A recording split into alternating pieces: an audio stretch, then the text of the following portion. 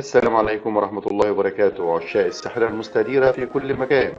لو انت أول مرة تشاهدنا، يا ريت تشترك بالقناة وتفعل زر الجرس ليصلك كل جديد.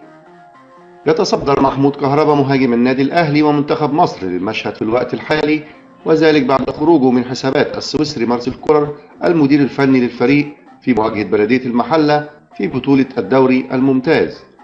ويربط البعض بين طلب محمود كهربا بشأن البقاء في القاهرة وعدم السفر مع بعثة الفريق لخوض مواجهة ميديام الغاني، وبين رد فعل مارسيل كولر بشأن استبعاد مهاجم الفريق من لقاء بلدية المحلة. وأطلق الإعلامي أحمد شوبير تصريحات قوية عبر أون تايم سبورت اف ام، وذلك لحسم الجدل بشأن موعد عودة محمود كهربا للمشاركة في المباريات. وقال شوبير في تصريحاته: كل ما يقال بشأن وجود خلاف بين محمود كهربا ومارسيل كولر ليس له أي أساس من الصحة. كان هناك اتفاق بين مهاجم الفريق والمدير الفني على خطوة عدم السفر إلى غانا.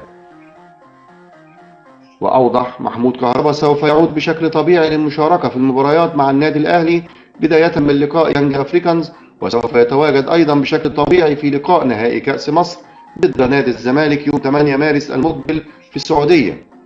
وواصل: ربما يرغب المدير الفني مارسيل كولر في منح الفرصة إلى وسام أبو علي في الفترة المقبلة، كما يتواجد الفرنسي أنتوني موديست ضمن الحسابات بشكل قوي.